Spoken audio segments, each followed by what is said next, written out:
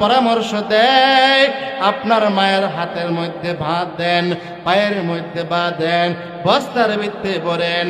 যখন ওই মাকে হাতের মধ্যে ভাত দিতে যায়, পায়ের মধ্যে ভান দিতে যায়, মা ডাক দিয়া বলে, ও কলেজার টুকরা সন্তান,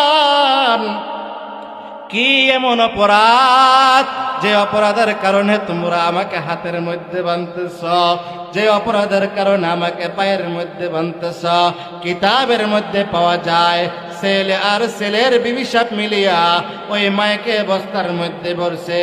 বস্তার মধ্যে ভরিয়া গহীন জঙ্গলের মধ্যে যখন মাকে ফালাইয়া থুইয়া আসছে, এখন বস্তার ভিতরে থেকে মা ডাক দিয়া বলতেছে, আয় আল্লাহ, আপনি কিন্তু আমার সন্তানকে সহি সালামতে বাড়ির দিকে পৌঁছাই দিয়েন।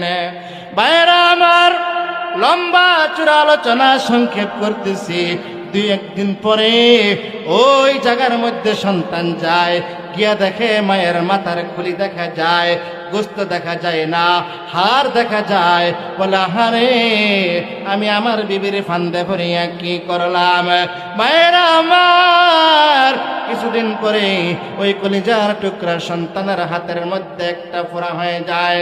ডাক্তার ডাক দিয়া বলে, যদি আপনার আঙ্গুলটা কেটে না ফেলেন তাহলে আপনার পুরা দেহের মধ্যে পচা লাইগা যাবে, সুতরাং আপনার হাত ফালাই দিতে হবে।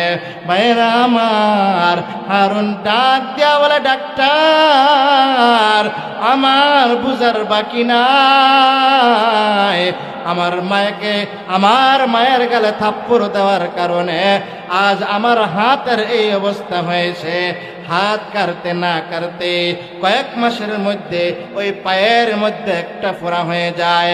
ডাক্তার ডাক দিয়া বলে, ও হারুন, আপনার পা কিন্তু কেটে ফেলতে হবে। হারুন ডাক দিয়া বলে, ডাক্তার, আমার আর বুঝতে বাকি নাই কি জন্য আমার এই দশা। আমি আমার মায়ের গায়ে লাথি মেরেছি। বাইরে আমার একটা হাত একটা পা কাইটা ফেলে দেওয়া হয়েছে। বিবি সাহেব চলে গেছে। প্রতিবন্ধীর সংসার করে কোনো লাভ নাই, প্রতিবন্ধীর সংসার করতে আমি রাজি না।